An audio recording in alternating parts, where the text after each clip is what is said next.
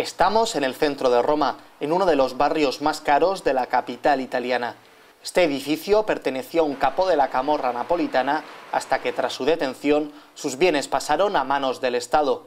En los últimos 15 años, más de la mitad de las 8.000 propiedades confiscadas a la mafia ha pasado a ser gestionada por cooperativas y asociaciones gracias a una ley que confiere un uso social a estos bienes. Esta situación, sin embargo, acaba de cambiar debido a una normativa aprobada por el gobierno de Silvio Berlusconi, que prevé la venta en subasta pública de los edificios, terrenos y demás propiedades confiscadas a los grupos criminales. Según la oposición y las asociaciones antimafia, la nueva ley permitirá que los delincuentes recuperen los bienes que les han expropiado. Il governo si è reso conto della pericolosità e ha subito messo in moto un meccanismo che ha portato all'approvazione dell'Agenzia Nazionale per i Beni Sequestrati e Confiscati, che di fatto supera la possibilità di rivendita dei beni ai privati, quindi con il rischio che le mafie si possano riappropriare degli stessi beni. Mettere in vendita questi beni vuol dire favorire le mafie, perché nel comune di Corleone un bene di Totorrino, un palazzo, un terreno, chi si può permettere di partecipare all'acquisto di quel bene se non un prestanome di Totorrino? E allora questo è un regalo che con questa legge il governo fa alle mafie.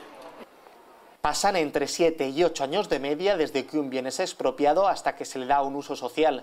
Según el Gobierno, la nueva Agencia Nacional para los Bienes Confiscados acelerará este proceso y permitirá la obtención de recursos económicos muy necesarios para luchar contra la mafia. Si tratta di somme di denaro notevoli che servono peraltro quando vengono gestite in modo opportuno, servono a rimpinguare i capitoli legati alla sicurezza attraverso il finanziamento degli uffici scorte, di settori degli uffici giudiziari. Quindi si tratta di garantire un governo oculato e trasparente di questa materia per far sì che non diventi un boomerang, e questo l'Agenzia lo fa in maniera straordinariamente efficace. La Asociación Libera, que lleva desde 1995 coordinando los movimientos ciudadanos antimafia, también considera que la nueva ley es un peligro.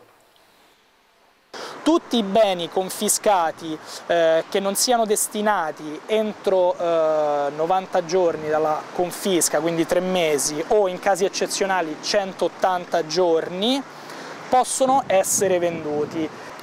Purtroppo questa modifica alla legge introduce degli scenari inquietanti, perché abbiamo avuto vari segnali dai territori che dimostravano come in molti casi gli stessi mafiosi, attraverso dei prestanomi, provavano a rientrare in possesso dei beni che erano stati loro confiscati.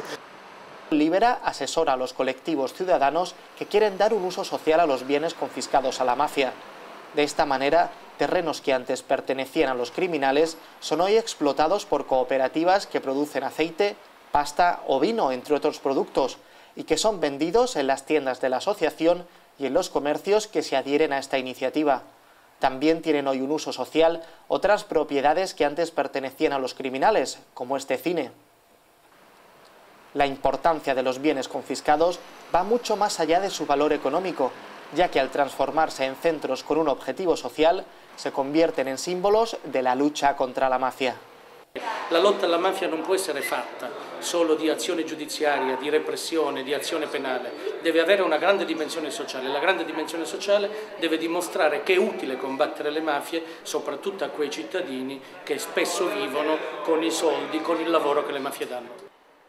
Se l'ostentazione di un bene del genere è il simbolo del potere mafioso, con il riutilizzo sociale noi diamo un messaggio tanto forte ma di senso opposto, che è quello che le mafie, la violenza e l'arroganza mafiosa non può vincere.